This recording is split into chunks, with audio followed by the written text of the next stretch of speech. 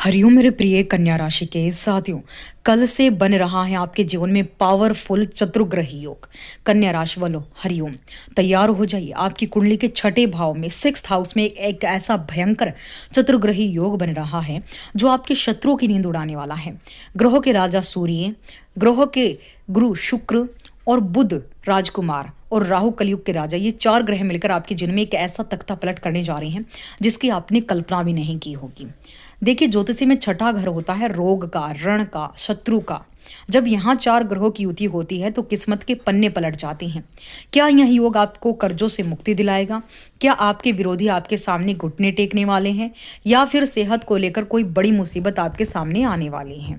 देखिए, अगले 20 दिन आपके करियर और कंपटीशन के लिए करो या मरो वाले होने वाले हैं। अगर आप किसी कानूनी मामले में फंसे हैं या सरकारी नौकरी की तैयारी कर रहे हैं तो यह वीडियो आपके लिए लाइफ चेंजर साबित हो सकती है।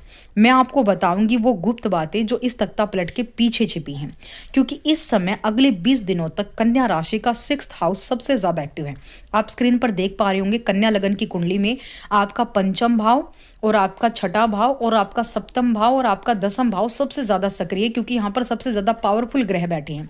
और आज हम सिर्फ बात कर रहे हैं छठे भाव में बन रहे चार ग्रहों की युति से चतुर्ग्रही योग का प्रभाव आपके जीवन में कैसा रहेगा।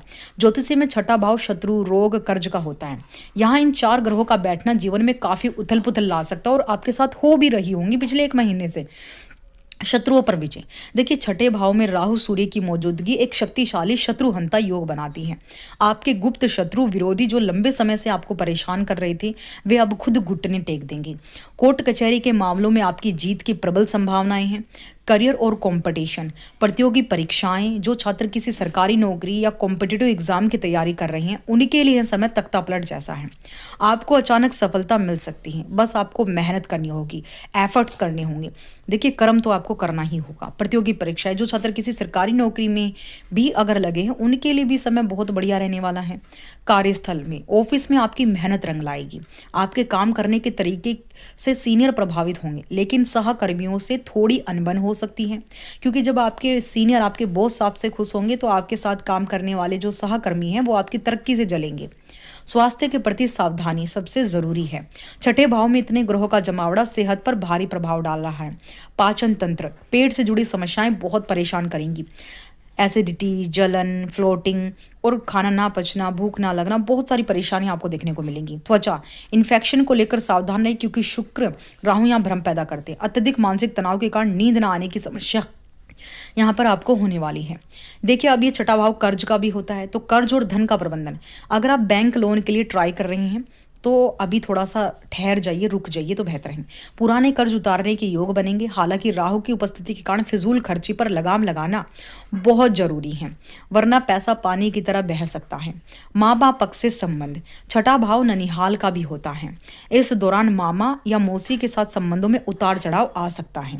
यहाँ उनके स्वास्थ्य को लेकर कोई चिंता भी आपको हो सकती है।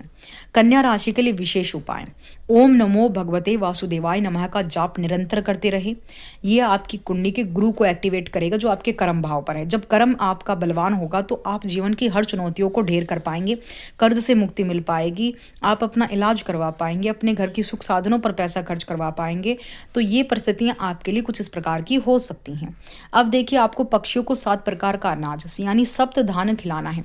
आप देखिए, अपने आसपास चौक चौराहे पर कहीं आसपास के क्षेत्रों में या फिर अपनी छत पर प्रबंधन कीजिए। आप जो है जहाँ पर पक्षी बैठकर अनाज खाते हो वहाँ पर आप एक मुट्ठी अनाज रोजाना अपने सर से 7 बारी वार कर पक्षियों को डालना शुरू कर दीजिए। कन्या राशि के लिए बहुत बढ़िया उपाय है और इससे बड़ा कोई उपाय हो ही नहीं सकता। बुधवार के दिन गणेश जी को ध्रुवा घास अर्पित करनी है और दुर्गा चालीसा का रोजाना आपको पाठ करना है। ये आप अपनी रूटीन बना लीजिए। हालांकि ओम नमो भगवते वासुदेवाय का जो जाप है आप बिस्तर पर बैठकर भी कर सकते हैं। शुद्ध मन शुद्ध होना चाहिए, आत्मा का शुद्धिकरण होना चाहिए। आप चलते फिरते उठते बैठते भी आप इस मंत्र का जाप कर सकते हैं और इसकी एनर्जी से फायदा उठा सकते हैं। इसके अलावा इस समय आपका मंगल आपके पंचम भाव में है, तो कहीं ना कहीं आपको बजरंगबली की सेवा भी करनी चाहिए। हर मंगलवार शनिवार हनुमान जी के सामने बैठकर 7 बार हनुमान चालीसा का पाठ करें, बजरंगबली के दर्शन करें, उन्हें गुलाब का फूल अर्पित करें। हो सके तो 11 तुलसी के पत्तों पर राम लिखकर उनकी माला बनाकर हनुमान जी को पहनाएं, या फिर इसके अलावा आप 5 पान के पत्तों पर जय श्री राम लिखकर चंदन से आप उन्हें वो हनुमान जी को पहनाइए। इससे भी मंगल की एनर्जी आपको सपोर्ट करेगी।